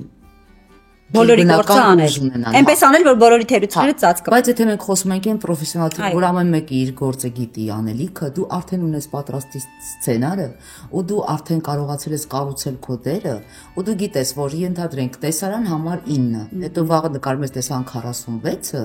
դու այստեղ բանը, դու արդեն կարողանում ես տանը նախապատրաստական աշխատանքները տարած, դու գնաս էլ դրա մասին չմտածել, դու քանի որ արդեն պատմությունը քո մեջ կա, դու արդեն այդտեղից հանում ես այդ հետաքրքիր երանգները, որը քեզ պետքա կերպարի համար։ Ու նաև այդ արագ ռեժիմի մեջ աշխատելն է, դա փորձառությունից է երևի թե գալիս։ Չես կարող չի ասել, որ առաջին նկարահանումդ ֆիլմի ու ենթադրենք 4-րդդ նույնն է իր։ Հիմա այդտեղ գալիս է այդ փորձառությունը, որ դու կարող ես շատ ավելի ճիշտ դասակարգես դասավորես ու էմոցիաները ճիշտ կարողանաս մատուցել ու արագ։ Այսինքն արագ կողմնորոշվել լացի, քեզ տրամադրել, օրգանիզմը տրամադրել լացի, ուրախության, թե կռվի, թե բան։ Այդ մի քիչ արդեն արագ է ստացվում։ Հետաքրքիր է, Արա Երնջակյանը եւ ինքն է ստեղծագործում եւ ժամանակակիցներին է այսպես զարկ տալիս։ Ինչու է անհրաժեշտ ժամանակակից դրամատուրգներին բեմադրելը։ Ոչ մի բանը անհրաժեշտ չի։ Ինքը ցանկություն պետք է ունենաս ու ես կարծում եմ, որ ավելի շատ ցանկությունն է դա, ոչ թե պարտադրված կամ անհրաժեշտի համար։ Ոչ մի բանը կարող է ինչ-որ մեկն էլ ասի անհրաժեշտ է դասականներին միշտ անդրադառնալ ու ընդհանրապես ժամանակակիցներին մերժել։ Բայց ես կարծում եմ, որ ամեն ինչ կարելի է անել ու էքսպերիմենտները ընդհանրակարգը խրախուսվում են ու դրա համար երևի թե չեմ կարող ասել։ Բայց երբ նայում ենք այն ամուր կապը թատրոնի եւ դրամատուրգիայի, հասկանում ենք, որ այնուամենայնիվ մեկը առանց մյուսի բնականաբար ապրել չի կարող եւ դրամատուրգիայի տեսանկյունից որ նայում ես, դա իսկապես ինձ համար գոնե կենսական անհրաժեշտություն է, որ ժամանակակից դրամատուրգները բեմադրվեն։ Հիմա կարող ենք ասել ոչինչ անհրաժեշտ չէ, հա, ոչինչ անհրաժեշտ չէ, բայց մեկը մյուսի հետ շատ փոխկապակցված է եւ ժամանակակից դրամատուրգիան չի կարող ապրել, եթե չբեմադրվի։ Ճիշտ է։ Ու դրա համար բեմադրվում է այն նյութերը, այն գործերը, որոնք արժանի են բեմադրվել։ Բայց ուղղակի բեմադրել, որովհետև ժամանակակցին պետք է անդրադառնա, ես կարծում եմ մի քիչ չէ։ Բայց Երնջակյանը, քանի որ շատ հետաքրքիր տեսակ է դրամատուրգի, ինքը որովհետև կարողանում է շատ ճիշտ զարկերակը զգալ ու այն ժամանակաշրջանի ու ընդհանրապես սոցիալական խնդիրները շատ հումորով, չգիտեմ, տենց ու մի քիչ այլաբանորեն մատուցել, որ դու միանգամից հասկանում ես, որ ինքը խոսում է կոնկրետ այս ժամանակաշրջանի մասին, կամ իրան մտահոգող թեմաներ, որը նաև մտահոգում են մեծամասնության մեր շրջապատում։ Դրա համար կամերային թատրոնը միշտ հեռու չէ դրսից, այսինքն մենք ոնց որ գեղարվեստորեն անդրադառնում ենք իրական կյանքին, հենց այսօր։ Շատ կարևոր բան ասացիր, որ դրամատուրգները պիտի ձեռքը զարկերակից չհանեն եւ իսկապես դրամատուրգիայի միջոցով դու պիտի հասկանաս տվյալ ժամանակաշրջանում աշխարհում եւ այդ երկրում որտեղ ապրել են, ինչ է տիրել, ինչ իրավիճակ է եղել։ Եվ այո, ցավոք սրտի, չնայած իհարկե ունենք դրամատուրգներ ում բեմադրում են եւ Անուշ Ասլիբեկյան եւ իհարկե Արա Երնջակյան եւ մյուսները, բայց մեծամասամբ գոնե երբ ընթերցում ես ժամանակակից գրողներին, հասկանում ես ժամանակավրեպ են։ Մի տեսակ չեն տեղավորվում այն ժամանակի մեջ, որտեղ որ ապրում են եւ հետո էլ հնչում են մեղադրանքներ, որ թատրոնը շատ չի բեմադրում։ Լրիվ համոմիտ եմ։ Լիլ կարդալու հետ ոնց ես։ Սիրում եմ։ Ուղղակի ես մի հատ բան եմ նկատել, որը շատ վատ է իրականում, որ քանի որ սկսել եմ շատ անգլերեն ֆիլմեր դիտել, անգլերենի մեջ լինել, դրա համար անգլերեն կարդալը ինձ համար ավելի հեշտ է դարձել, բայց բնականաբար հայերեն նույնպես կարդում եմ։ Իսկ ինչ հեղինակների ես այսպես տարված որ։ Չի ասի, որ կա ինչ-որ հեղինակ, ում շատ եմ սիրում, դա Ագաթա Քրիստի գրքերն են շատ ինձ հետաքրքիր, բայց հիմնականում սիրում եմ ինչ-որ նոր գրքեր գտնել, սենց ավելի փախած ու դրանք կարդալ։ Իսկ կա ձեր ծերունդի, ձեր ընկերների շրջապատում այդ ոգևորվածությունը, որ այս բանը կարդացել եմ, դու կարդացել ես, փոխանցել իրար։ Շատ ուրախ եմ, որ հիմա կա արդեն ու շատ է տարածված այդ իրար գիրք փոխանցելու, ես ես կարդացի, կարող է դու կարդաս բան, ու ինչ որ մի պահի շատ հայտնի էին դարձել այդ նոր գրողների գրքերը, օրինակ Colin Hoover, իր գրքերը շատ հայտնի էին դարձել ու տենց իրար փոխանցում էինք, իրար հետ կարդում էինք, որովհետև բոլորը դրա մասին էին խոսում ու դու եթե չկարդայիր, դու տրենդից դուրս էիր մնում։ Դրա համար դա ինքը տրենդ էր դարձել, չգիտեմ, լավ է, իրականում լավ է, որովհետև տրենդի պատճառով սկսեցինք շատ կարդալ։ Հա։ Այդպես, բայց հիմա ֆիլմեր են նկարում այդ գրքի հիման վրա, էլ ոչ մեկ չի կարդում։ Ֆիլմը դնում նայում են ուղղակի։ Իսկ գրքերը ուրիշին տալու հետ լավ ես թե վատ ես։ Ես օրինակ վատ եմ, ես չեմ սիրում ուրիշին գիրք տալ։ Խորհուրդ տալիս եմ, բայց որ գիտեմ պիտի գիրք տամ, ամեն պատճառ գտնում եմ, որ իմ գիրքը ուրիշին չտա, որ հետ չեն տալիս։ Չէ, հետ տալու բահով չէ, օրինակ ես ուրիշի գիրքը որ վերցնում, նույնիսկ որ մինչև վերջ չես բացում, ես մի քիչ սենց եմ կարդում, ինձ անհարմար է, բայց իրանց գիրքը չփչացնեմ, հանկարծ էջերը ինչ որ սենց չվնասեմ, բան, ես շատ զգուշորեն եմ մոտենում ու շատ եմ սիրում, որ իմ իրերին նույնպես այդպես են վերաբերվում, բայց չէ, գրքերը տալիս եմ բոլորին, դեռ ընկերուհիներս ոչ մի գիրք չեն վնասել։ Ես հիշում եմ, որ մենք դպրոցում էինք սովորում, մեզ անverջ ուսուցիչները ասում էին, որ գրքի մեջ չի կարելի, նույնիսկ ընթերցանության գրքերի մեջ նշումներ մի արեք,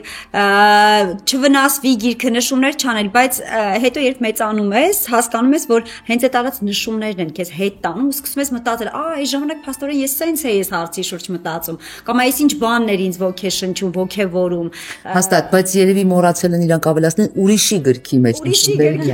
Այդ ուրիշի բառն էր, ключевое слово։ Լուիզա, դե ինստիտուտի տարիներին կամ այն ավելի երիտասարդ տարիքում միշտ ավելի շատ է ժամանակ ընթերցելու համար, բայց մասնագիտությունից ելնելով հավանաբար հիմա էլ պիտի որ ուզես թե չուզես ժամանակ ունենաս թե չունենաս ընթերցես, հա։ Ավելի շատ աուդիոգրքեր եւ ավելի շատ մասնագիտական տենց մի քիչ ոչ երկարաժամկետ ընթերցանություն, պատկերացրեցի նյութերից բաղկացած ինչ որ բան, տենց կարող է նմանատիպ մասնագիտական բաներին։ Ինձ ուղղակի շատ հետաքրքիր է, ես անընդհատ ու դրանք ասեմ ոչ միայն դերասանի վարպետությանն են վերաբերում, հոգեբանությանն են վերաբերում, որովհետև ես կարծում եմ, որ շատ անմիջական կապ ունեն այդ երկուսը իրար հետ, այդ մարդ ճանաչողությունը նաև բերում է մասնագիտության մեջ աճ։ Հիմա երևի թե ավելի շատ դրանով եմ տարված, արդեն երկար ժամանակ։ Հիմա նաև մեզ մոտ շրջան է, որ երկուսս էլ շատ տարված ենք փոդքասթներով, շատ տարբեր թեմաներով, այսինքն ունենք մի քանի տենց փոդքասթներ, որոնց հետևում ենք, կա հոգեբանության մասին, ես էլ եմ շատ հետաքրքրված հոգեբանության մասին, հենց մասնագիտության մեր մասին ու ընդհանրապես տենց ինչ որ մարդկանց բացահայտելու, տենց տեսնելու շատ հետաքրքիր է։ Փոդքասթները հիմա շատ ուրախ եմ, որ զարգացել են ու նաև մեր երկրում շատ կան։ Հետո գիտես ինչն է, ես մտածում եմ, որ ինչ որ ժամանակ եկել է, որ մեր մասնագիտության մեջ էլ է պետք ռեֆորմներ անել, նկատի ունեմ որպես դերասան, դու կարող ես գործիքները երկար կիրառել ես, բայց իրանք մի փոքր ավելի հնացել են։ Պետք է մի քիչ նոր մոտեցում։ Թեկուզ էմոցիաները դրսևորելու մեջ կան հիմա նոր մոտեցումներ։ Օրինակ, ենթադրենք ավելի բարկությունը կամ բանը, որը մենք սովորենք մի քիչ ավելի ներսից խորքային ու բան տալ, չէ, ավելի աղմկոտ ու ագրեսիվ, լավ այսպես ասեմ։ Հիմա շատ զսպված է բոլոր էմոցիաները։ Եթե ինչ որ մի բան լսեցիր, դու ոչ թե միանգամից արձագանքում ես հոսացող արդյունքներով, այլ պետքա ներս գցած էմոցիայով ինքը բանես, որովհետև ավելի շատ հիմա նախընտրելի է դերասանի վարպետության մեջ։ Ես նկատում եմ ֆիլմերում ու ընդհանրապես, որ հետևում եմ արտիստներին այսօրվա աշխատող, ավելի շատ մի քիչ մինիմալի մեջ են աշխատում։ Ու սերունդն էլ, որ ես տեսնում եմ, որ օրինակ, որ մենք ինչ որ բանին իրին չէ արձագանքում ենք, վայ, նվեր ես չի ստացել։ Առօրյա կյանքում դու իրան ոնց ես արձագանքում, մենք սովորենք, որ պետքա շատ էմոցիա ցույց տալ ու բանանել, չէ։ Իրանց մոտ մի փոքր ավելի ուրիշ ձև է դրսևորվում դա։ Այդ դրանք փորձառությունը ձեռք բերել։ Մենք նաև բախվում ենք խնդրի հետ, որ օրինակ ես ինձնով եմ զգում մասնագիտության մասին չխոսքը, չնայած որ այդտեղ եմ բախվում խնդրի հետ, որ երբ որ ինչ որտեղ նկարվում եմ ու կոնկրետ գրված է էմոցիա, ես շատ անգամներ շատ ուրիշ ձև եմ դա զգում։ Ինձ թվում է ես եմ խնդիրը, բայց հասկացա, որ մեր սերունդը ունի այդ խնդիր չի, ավելի շուտ ունենք այդ սովորությունը, որ մենք ավելի քիչ ենք ու մինիմալ։ Դրա պատճառով սենց ինձ մեկ-մեկ դա խանգարում է, բայց նաև կա այն խնդրեմը, որ օրինակ առօրյայում, որ ավելի մեծ տարիքով մարդ մեզ տալիս է նվեր ու մենք ավելի փոքր ենք արձագանքում դրան, ես մտածում եմ, որ ինքը կարող է նեղանա, մտածի, որ չեմ հավանել։ Այսինքն այդ բախումն էլ է մեկ-մեկ ստեղծվում, որ մտածում եմ կարող է իրանք չհասկացան, որ էսա ուղղակի իմ էմոցիան, էսա իմ ոգևորությունը։ Զուտ հասկացած լինելու համար ուրեմն պետք է մեկ մի քիչ տակտիկան փոխենք, որ այսինքն այսօրվա սերունդենայի մեր էմոցիային հավատա, որովհետև թվալու է գրոտեսկ։ Ես այդ նույնը հիմա sense վերլուծում եմ ու մտածում եմ, օրինակ Վահրամ Փափազյանի ժամանակաշրջանում, երբ որ այդ գրոտեսկով թատրոնը եղել է, հիմա որ մեզ ներկայացնեն այդ ներկայացումները, հիմա հենց այդ տեսակով, մենք իրան վերաբերվում ենք, որտեղ բայ ինչ գեր խաղը տան։ Դեկլարատիվ արվեստի միացում։ Բայց այդ ժամանակահատվածում ինքը շատ ճիշտ է եղել։ Հիմա կամած երևի ավելի էմոցիաները քչանում են ու մենք ենք հիմա այդ դեկլարատիվը դարձել։ Պատկերացրեցիք այդ էմոցիաները։ Երիտասարդ սերունդը ուզում է ավելի քիչ էմոցիա ստանալ։ Դա չի նշանակում, որ գնալ նապավադու, այսինքն մենք թողնենք մեր ամբողջ սովորածը բան, բայց բաց լինենք սովորելու նոր էմոցիաներ ստանալ, հավես չի։ Հետաքրքիր է, աշխարհում նոր տեխնիկաներ են մշակվում, գրվում արտիստների համար, իհարկե միշտ ուսումնասիրելը եւ իսկապես ձեռքը զարկերակին պահելը ամենակարևորն է։ Այդքան կարդալ եւ հետո հասկանալ, որ դա չի աշխատում իրական։ Հետո էլեմենտար բան ասեմ, մենք օրինակ ինչ որ բան կարդացինք կամ լսեցինք, մենք անպայման կիրառում ենք դա, այսինքն այնպես չի որ տենց անցավ։ Մենք դա պրակտիկայի վրա մի հատ ուսումնասիրում ենք։ Շատ փոքրիկ էտյուդներով մենք տանը, հիմա դեռ նկատեցիր մենք այստեղ ինչ որ խոսում ենք, sense զուգահեռ ինչ որ մի հատ մորային պասերով մի հատ բան ենք անում։ Դա ինձ թվում է այդ բանն է, փորձ ենք անում մենք անդադ։ Լավ պարտներներ եք նայել հետեւ։ Երևի էդ էլ է մեզ միացնում, այն որ մտածում ենք ինչն է որ մեզ կապում է, միգուցե այդ մասնագիտական այդ հետաքրքրությունները, որ նույնն են։ То есть մենք բացահայտում ենք դեռ մեր համար նոր աշխարհ։ Չկա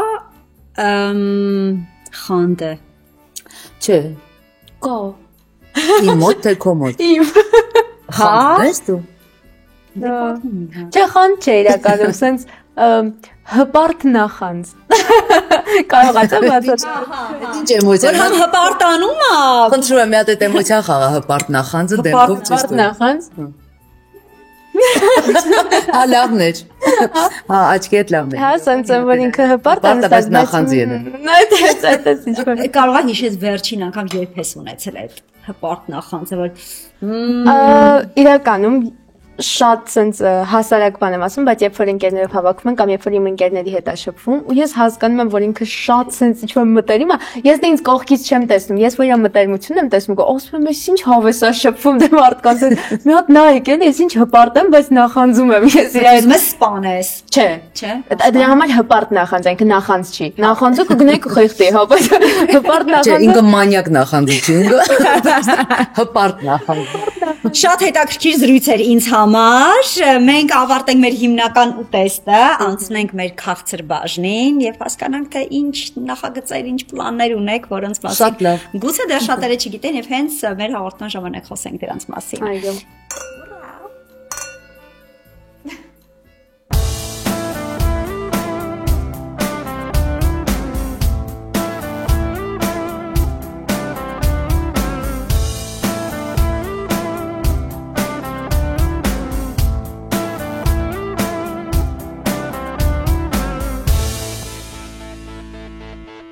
Հավատացեք կանանց հանդեպ ձեր սերն ու ուշադրությունը միշտ չէ, որ պետք է ցուցաբերել հենց ֆինանսների միջոցով։ Կարևորը ցանկությունն է։ Օրինակ, կարող եք նրանց համար պատրաստել գեղեցիկ, հմայիչ, յուրահատուկ մի բան եւ այդպիսով շնորհավորել նրանց։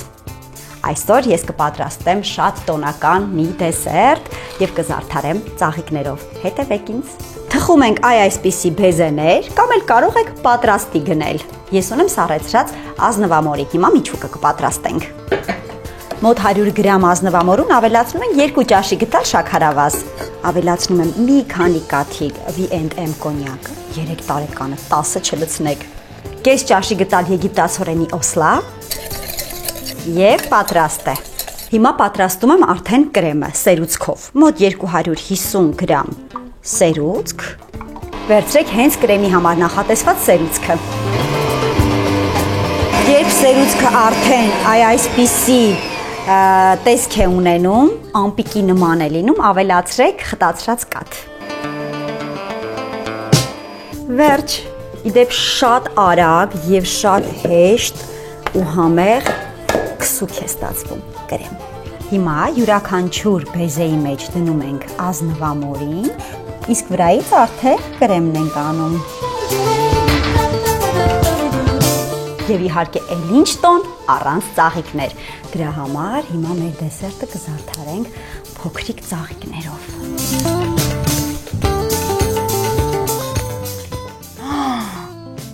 Չեմ հավատում։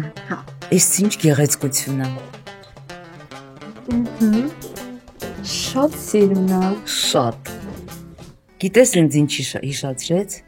Այն որ բալերինան կար, որ սենց կան, սենց դանդաղ պտտվում էր։ Նենց ուզեցի ինքը պտտվի։ Ես կարող եմ այսպես պտտել, դու անդադ նայես։ Լուրջ։ Ինքը մի տեսակ հանգստություն է տալիս քեզ։ Ես շատ ուզում եմ։ Կամ գույների համադրությունն է, կամ իր նրբությունը։ Ես ուզում եմ որ այսօր ամեն մի ուտեստը մեզ իսկապես երջանկություն պարգևի, շոյի մեր աչքը, քինքը,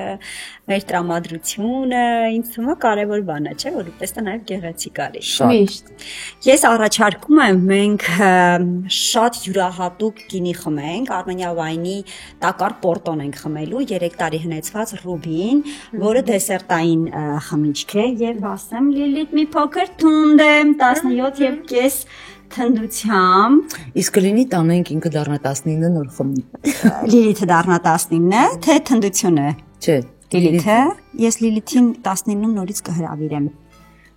Մենակ։ Արդեն։ Կամ այդ ժամանակ չգիտենք ում հետ։ Դիգներ եք։ Այո։ Փորձենք։ Լուիզա առաջինը դու ես փորձում։ Կլինի գինի։ Գինուց սկսենք, սիրով։ Սիրով։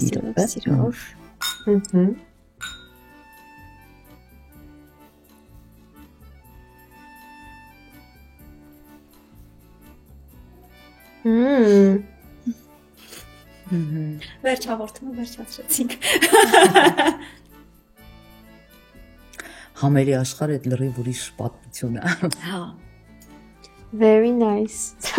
Yes, ինչ-որ ուրիշ տեղից հրավիրված հյուրեմ։ Very good. I like it. You like it? Yes. Very. Սիրեցիք մեր արվեստը։ Շատ։ Անցանք դեսերտին։ Իսկ ո՞նց է կոչվում։ Դե ես կարծում որ սա Պավլովան է, հենց։ Ես առաջարկում ծաղկաման անվանենք։ Ծաղկամը։ Սիրուն չիլի մի անգամից ինձ հողեղեն հողացին բաներս։ Քիչ եթերային բան է պետք ասել։ Մամ, սյուրպրիզը նայի։ Դուք էլ ունեք դրանից։ Մենք իրականում նախանձ ենք շատ։ Գորիշի։ Ես ավելի նախանձեմ, ինձ ջրել եմ, ձեզ չէ։ Շատ ծիծաղելի բան է, չի սուպերմարկետ են գնացել, առևտուր ենք անում, ես Լիլիթը։ Մեր զամբյուղոս լավ լիքը բարձած գալիս ենք համարի արդեն կասայի մոտ։ Ինչը որ մեզ պետքա կանա, դրանք առել ենք, այսինքն։ Մեկի ճանապարհին տեսնենք մի հատ ցենց զամբյուղ էր դրած։ Սենց նայեցի մեջ ասի Լիլիթը ինչ լավն է, ու սենց խորացել ենք այդ զամբյուղի մեջ։ Մամա ինչ են վերցրել, Վայ, ինչ լավն է այդ ֆեյխուայի կամպոտ, բան, սենց երկար նայում ենք, մեկ էլ տեսնենք այդ տերը զամբյուղի, սենց կողքը կանգնած, մեզ անայ։ ինչ գործ ունենք իր առևտրի հետ։ Դուք պիտի վերցնեիք զամբյուղը եւ գնայիք։ Բայց մի ժամ լուրջ ուսումնասիրում ենք, հա, այն շատ լավ բան է, կարող ենք գնալ։ Տան առևտուրը ոնց հասկացա 2-ով եք անում։ Ոչ միայն, 3-ով են։ Հա պարոն Թոխատյանը խառնվում է, իսկ կենցաղային հարցերի։ Սննդի հետ կապված շատ է սիրում ինձ այդ առևտրի գալ, բայց ինչը վերաբերում է հագուստին, այդ բացառվում է։ Ոչ մի տղամարդ ինձ թվում է չի սիրում։ Իսկ տան կոմունալներով է վճարում։ Yes։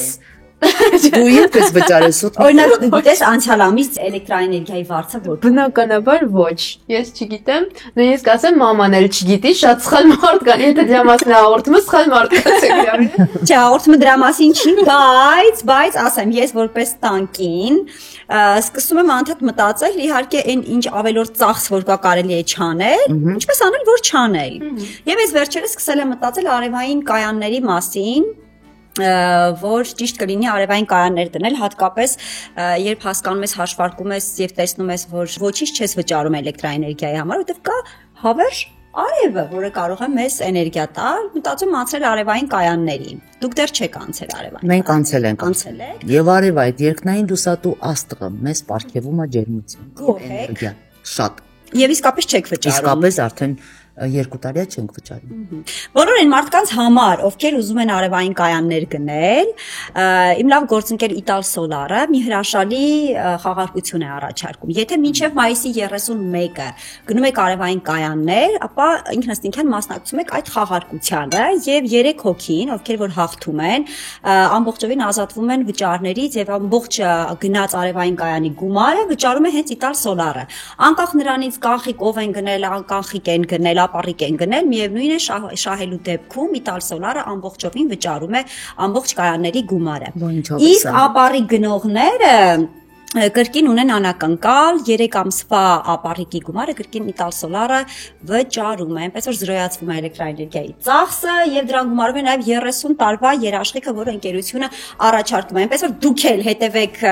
Հրանտ Թոխատյան եւ Լուիզայի օրինակին եւ անցեք արևային կայանների, որ ոչ մի դրամ չվճարեք, սա կարծում եմ կարեւոր բան է։ Այո, այս օրերին։ Անդրադառնալով մեր համեղ դեսերտի, երևի համեղ, չգիտեմ, ես իմ կարգին մի անգամից ասացի։ Դուք ասեք, հավանում եք, չեք հավանում։ շատ համեղ է, թթվային համը։ Գարնանային դրամատրություն։ Ինչ պլաններ ունեք գարնանը, ինչ է սպասվում ձեզ այս տարի, այս գարնանը, այս ընթացքում, բացեք փակագծերը, թող բոլորը իմանան ձեր նախագծերի մասին։ Մի հատ մազ ունի, այդ մեր պլանների մեջ է, որ այդ մազը էլ տեստ չլինի, հա, всё, այնքան անցավ։ Անցավ, վերացավ։ Չէ, իրականում Գիտունոյից սիտկոմում, որ ես նկարահանվում եմ, սկսում ենք երկրորդ եթերաշրջանը։ Հրաշալի։ Այո, դեռ ոչ միտեղ չէի ասել իմիջիալացիա, չենք հաստատել, որ լինելու է, հիմա հաստատում եմ, լինելու է։ Ուրիշ ես դե ունեմ իմ հաղորդումը արդեն YouTube-յան, այս Լիլիթը բացում է։ Իսկ ինչ է բացում այս Լիլիթը։ Ամեն ինչ տարօրինակ, ինչ որ sense յուրահատուկ իրեր, որ չգիտեմ ինչի են պետք, բայց փաստորեն պետք են գալիս առօրյայում։ Օրինակ որ մարդիկ էլ գտնեն, փնտրեն եւ տեսնեն։ Փնտրեն, գտնեն եւ տեսնեն։ Ահա։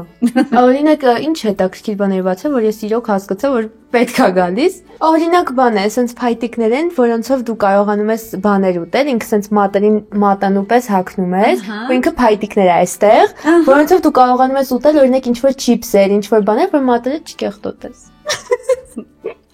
Հատարկություն։ Հերթություն, ես առանց դրա իմ կյանքը այլևս չեմ պատկերացնում։ Հետո որ այնպիսի բաներ են, որոնք համ պիտանի չեն, համ էլ եթե խորանում ես, կարող են պետք է։ Թող լինի ապրանքները։ Այո, չիմանաս, որը ուր դնես։ Լիլ, այդ պրոյեկտը որ անում ես YouTube-ում, ինքը ավելի կոմերցիոն նպատակ ունի, թե ավելի շատ visibility ապահովելու համար է, տեսանելիություն ապահովելու համար քեզ։ Ինքը իրականում ես չգիտեմ, ավելի շատ ինձ հավես է, ես դա սիրում եմ անել ու որոշեցի անել դա բոլորի համար, այսինքն բոլորի աչքի առաջ։ Ես այն ինչ անում եմ առօրյայում, այսինքն այն ինչ խոսում եմ, ինչ հումորներ անում եմ ու ես շատ եմ սիրում պատվերներ ինչ որ տենց պատվիրել տենց տարօրինակ բաներ բացել։ Դա իմ ես անում եմ բոլորի ներկայությամբ, բայց նաև ուրիշ հաղորդման իդեա ունեմ։ Այո։ Ես, բայց դրա մասին դեռ չեմ ասել։ Այո։ Ինչպես քեզ գտնել YouTube-ում եւ ինչպես գտնել։ Այս հաղորդումը հենց իմ անձնական YouTube-յան ալիքում չի, Zoot Lab-ում է, Zoot Lab YouTube-յան ալիքում, իսկ մյուսը արդեն կարծում եմ իմ ալիքում կլինի։ Ինչու է կարևոր այսօր ունել YouTube-ում ալիք։ Ընդհանրապես կարևոր է զբաղվել սոցիալական կայքերով քո, շատ կարևոր է, որովհետեւ հիմա դա է։ Այսինքն դրանով են քեզ ճանաչում, դրանով են հասկանում դու ինչ ես անում, չեմ ասում են նեղ անձնական եմ, որ ես այսօր գնացի մոլ, դրա մասին չի խոսքը, այլ հենց քո գործունեությունը ավելի շատ այդտեղ ներկայացնես ու ցույց տաս, թե դու ինչ ես անում, ինչով ես զբաղվում ու ով ես դու։ Ես շատ եմ սիրում ինձ ներկայացնել, որովհետև շատ շատերը ինձ այսինքն ինչ որ պատկերացում են կազմում, թե ես ինչ տիպի մարդ եմ, բայց ինձ չեն ճանաչում, ու տենց ես ուզում եմ ինձ ներկայացնել։ Ինչու է կարևոր, որ մարդիկ իմանան ով ես դու։ Կարևոր չի, ուղղակի քանի որ ես ընտրել եմ այն մասնագիտությունը, որը որ ես սիրում եմ զբաղվել ու ես միշտ ներկայացնում եմ մարդկանց մոտ, տարբեր ձևերով, այսինքն ես կարող եմ միտեղ ներկայանալ որպես այն կռիս վատ կերպարով միտեղ ինչ-որ բանի, ես ուզում եմ մի հատ ինձ ճանաչեմ, որ ես իրականում էս եմ։ Կռիս վատ կերպար։ Լինա, այդ սոցիալական կայքերը նաև այդ բազմաթիվ կոմենտները շատ ժամանակ խանգարում են մեզ ավելի, հա։ Հիմա դու արդեն 18 տարեկան ես եւ այս թեմայով ինձ կարելի է խոսել։ Այո, կարող ենք խոսել։ Դու տեսնում ես, որ անդադար հայրիկին ու մայրիկին բաժանում են, միացնում են, չգիտեմ, առանձնացնում են, ողբերգություններ են ստեղծում, ինչպես է դրան վերաբերում։ Իրականում շատ դժվար է ու դրան իրոք պետք է ժամանակի ընթացքում գալ, որ չվերաբերվես ուղղակի ոչ մի ձև, այդ շատ կարևոր է։ Ես ոչ վատ եմ վերաբերվում, ոչ ատում եմ այդ ուղղակի չեմ վերաբերվում, որովհետև ես հասկանում եմ, որ այդ մարդիկ միշտ լինելու են, քանի որ արդեն 18 տարի է ես այս աշխարհում եմ կային իրանք, ուրեմն լինելու են հաստատ մնացած տարիների ընթացքում ու ուղղակի պետք է չվերաբերվես, որովհետև եթե վերաբերմունք ցույց տաս, եթե անընդհատ ինչ-որ կարդաս, ուշադրություն դարձնես, այդ քեզ է խանգարելու։ Դու ինչ-որ sense մտորումների մեջ ես մտնում, փորձելու ես լավ պատասխան մտածեմ, որ ես իրան հասկացնեմ, բայց ինքը չմտածի, որ ես նեղած։ Այսինքն ինչ-որ բաների մեջ պետք է խորանաս, ուղղակի ավելի լավ է անտեսել, որովհետև ես գիտեմ թե ինչա կատարվում, ես տեսնում եմ թե ինչ կա իմ շուրջը, ու ես հանգիստ եմ, որովհետև ճշմարտությունը ես գիտեմ, ու ես ապրում եմ այդտեղ։ Սեր, լիքը սեր։ Sense երջանկություն ու սեր։ Այ ամենաշատը դրանով եմ երևի հպարտ, որ կարողացել եմ ինձ շրջապատել ոչ միայն ընտանիքում, այլ նաև այն մարդկանցով, ովքեր ինձ իրոք սիրում են ու ես իրանց նույնչափ սիրում եմ։ Հալվեցի։ Լուիզա, քո նախագծերը այս տարվա կամ գուցե հենց գարնան ընթացքում ինչ նախագծեր ունես, որոնց մասին կարող ենք խոսել։ Նախագծերի մեջ մտքիս մեջ բազմաթիվ նախագծեր կան, ես մի հատ տետր ունեմ, հին մարդ եմ էլի, տետրով եմ, դեռ գրիչ ու տետր, որտեղ տենց ինչ-որ ձևով գրանցած են ինչ մտքեր ունեմ, որովհետև ես կարող եմ ասել ամեն երեկո մի նոր իդեայով տենց բան եմ անում, ոգևորվում եմ ու դրանք բոլորը գրանցում եմ, բայց դրանցից իրականալի կդառնան երևի թե այս տարի գարնանը, որը իմ հետ կապված չի, դրանց մասին վստահ կարող եմ ասել, իսկ ինչը որ ես պետք է ձեռնարկեմ դեռ հաջորդ հանդիպմանը։ Հա, տենց ասենք, բայց հուսամ այս տարի գոնե կանեմ, այն ինչ որ մտքիս մեջ կա, բայց ինչ վերաբերում է մյուսների առաջարկած տարբերակներին, բանը նոր ներկայացում կա ընտրիպրիզային, որը ինձ թվում է գարնան վերջ կներկայացնենք հանդիսատեսի դատին, այդ հստակ դատաները չեմ կարող ասել։ Իսկ երկրորդ շատ լավ լուրը ինձ համար, որ այս տարի կա գեղարվեստական ֆիլմ, որտեղ զբաղված եմ լինելու ես, Մկրտիչ Արզումանյանը, Խորեն Լևոնյանը եւ Տոմա Պետրոսյանը։ Ով է ռեժիսորը, ով է արտադրողը, մի քիչ մանրամասներ ասա։ Ռեժիսորը Արշալույս Հարությունյանն է, արտադրությունը Midway Production եւ Charm Holding։ Ինձ թվում է դրամարկղային ֆիլմի այսպես լավ հոտ եմ առնում։ Իդեան էլ է շատ հետաքրքիր, ես կարծում եմ շատ լավ իրականացնելու է Արշան, մենք էլ հուսանք մեր կողմից նպաստենք ֆիլմի լավ արդյունքին։ Իսկ ինչպես է կոչվելու ֆիլմը։ Դեռ չգիտեմ։ Հենց այդպես է կոչվում, դեռ չգիտենք։ Դեռ չգիտենք։ Դեր ունի դու չունես։ Այ նախանձը հպարտ։ Ես հիմա քեզ հասկանում եմ, Լիլ ջան։ Բայց ինքը գիտունոյի դերկուս է նկարել։ Ես իրականում այնքան միշտ զբաղված եմ իր դերերի մեջ, դրա համար ես միշտ ինչ-որ շատ միշտ քիթս խոթում եմ, կարելի ասել, դերերի ու այդ պարապելու այդ process-ը։ Այդ նենց հավես բան է, երբ որ դու գիտես պարտներ ունես տանը, ում հետ կարող ես դերը տանցնել։ Ես գալիս եմ ինքը բոլորի դերերը խաղում է ինձ հետ։ Հա, ես իրոք անգիր սովորում եմ իր տեքստերը, բան, արդեն որ ինքը չի ասում, մամ լավ էլի խնդրում եմ, այդ դերն եմ վերցնում։ Բայց ես նաև պատկերացնում, որ դերեր կան, որ դու կուզենայիր խաղալ։ Օ, հա, չէ՞։ ունի դերեր, որոնք։ Հատկապես թատրոնում շատ ունի դերեր, որ ես կուզենայի խաղալ, այո։ Իրականում միշտ, չգիտեմ, իրա բոլոր դերերը միշտ ուզեցել եմ խաղալ, տենց չեմ կարող հիմա կոնկրետ ասել, բայց չեմ ասի, որ լինի։ Ես հասկացել եմ, որ երբ բարձրաձայնում ես, չի լինում։ Ես այս ոդքասթների հետևանքները երկուսի վրա էլ զգում եմ։ Որ բարձրաձայնում ես չի լինում։ Որ բարձրաձայնում ես չի լինում կամ որ սիրո հետ կապված եւ այլն։ Մի բան ասեմ, էլի քեզ անկել։ Դա ավելի շատ անձնային աճի երևի։ Չէ, այդ դրան չի պայմանավորված։ Դա հարցից խուսափելու ձև է։ Հա, Դե հա, հմտություններից մեկն է։ Տարերի ընթացքում փորձը բեր։ Բայց ինքը որտեղից ունի այդ շատ լավ հմտությունը։ Շաբլոններից ես օգտվում, ու այն կարևոր բաները, երբ որ դու զգում ես, որ չես ուզում ասել, տենց մի հատ ձևակերպում ես անում։ Թող մնա գաղտնիք։ Այո։ Իսկ երբ որ գնում ես հարցազրույցի եւ հարցնում են մի բան կամ խոսում են մի բան, որից չգիտես։ Լինում է։ Բոլորից հետ վստահ եմ լինում է։ Այդ ժամանակ ինչ մեխանիզմներ ես օգտագործում։ Ես նույնիսկ ինչ որ գիտեմ, ես էլի չգիտեմ։ Ես ավելի շատ այդ տեսակն եմ։ Հա։ Երբեք զրույցի մեջ ցույց չեմ տա։ Ենթադրենք ես էլ եմ եղել Իտալիայում, ինչ որ մեկը գալիս է պատմում է Իտալիայի մասին, ես գիտեք ոնց եմ իրան լսում, ոնց որ հերո խոր ինչ որտեղ նստած է սպասում եմ մեկը գար Իտալիայից պատմել։ Լուրջ, այդ տենց ոգևորությամբ լուրջ այնտեղ տենց կա, բայց ես վաղուց եղել եմ ունդը։ Հասկանում ես։ Այդ ինձ զրույցի համար մեծ հաճույք է ինձ տալիս, որ մարդը կարող է ասենց իր էմոցիաները արտահայտել։ Հա, այդ այնքան հավես է, որ մի անգամից եթե օրինակ ասեմ, հա ես այնտեղ եղել եմ, ես գիտեմ, մի անգամից այդ մարդուն փափուս ու դիալոգը չի ստացվում, այս ես նյարդայնանում եմ տենց մարդկանցից, որոնք չեն թողնում մարդը իր էմոցիաները բան։ Մի անգամից ասում են, հա ես եղել եմ այդ բանը կաֆեում եւ չգիտեմ, ենթադրենք անտեղ էր։ Ու մի հատ ինչ որ բաներ է ասում, հա, որ այդ մարդու ոգևորությունը ինքը վсё փակեց։ Իսկ ինձ համար ավելի կարևոր է այդ բանը սիրուն լինի։ Օրինակ դառնալ պարտների անց, այդ հա դու էլ եղար, բայց այս էլ եմ սիրում։ Շատ հաճելի զրույց էր ինձ համար։ Ես վստահ եմ, որ այս օրերին բազմաթիվ են լինելու շնորհավորանքները կանանցների կապակցությամբ։ Ես շատ ուրախ կլինեմ, եթե մեզ դիտողներն էլ չզլանան եւ անպայման գրեն իրենց ցանկությունները։ Լիլիթի նման սովորել։ Հիմա ես կամ կադրում։ Հա, Բայց ինչի՞ չեք ասում, ես միշտ գիտեմ իրանց եք նկարում։ Դրա համար ես ես նայում եմ իր։ Նման դու էլ էսպես անել։ Հա մի րոպե, բայց ես այդ իմ մոտ չի Ես նավսեկի միշտ անում եմ։ մոտ ես ասած։ Կամ էս մի րոպե։ Չէ, մի րոպե։ Կամ որ։ Ես շատ կուզենամ բոլորին մարդիկ ովքեր դիտեցին մեզ նաև իրենք չզլանան եւ մեկնաբանությունների տեսքով շնորհավոր են բոլորիս։ Դե ինչ ցավոք մեր օպերատորը պիտի տուն գնա, բայց մենք դες կողեցենք։ Բայց մենք սիրով կարող ենք իհարկե մնալ շփվել, որովհետև ձեզ հետ շատ բան կա խոսելու, ձեզանից շատ մեծ էներգիա եմ ստանում, ինչը իհարկե ոգևորում է ինձ անսահման։ Այդ փոխադարձ է, քո տանը ստանում ես եւ էներգիա եւ հանգստանում ես։ Այդ այնքան լավ է, այդ ջերմությունը, հանգստությունը, մի խոսքով միախառնված է, կարելի է գալ այստեղ ապրել, այդ այնց տուն է։ Դե ուրեմն չգնաք, մոռացել եմ մի շատ կարևոր։ Սիրում եմ, որ մոռանում են, հետո բերում են։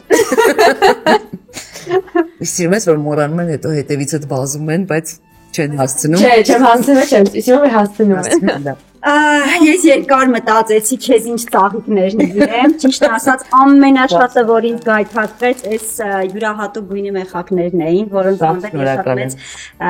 սեր ունեմ։ Ուզում եմ վերջանիկ ուրախ միշտ այսպես գեղեցիկ լինես, դիջան։ Քեզ քանի որ դու շատ երիտասարդ ես, ես ուզում եմ, որ հոգ տանել սովորես, խնամել սովորես, եւ դրա համար սիրած գույնն է միջև։ Եվ դրա համար քեզ նվիրում եմ այս ծաղիկները, որոնց մասին դու կարող ես հոգ տանել եւ հնարավորինս երկար ապրեցնել։ Անպայման։ Չով ես։ Շատ։ Ուզվեցի։ Ես էլ։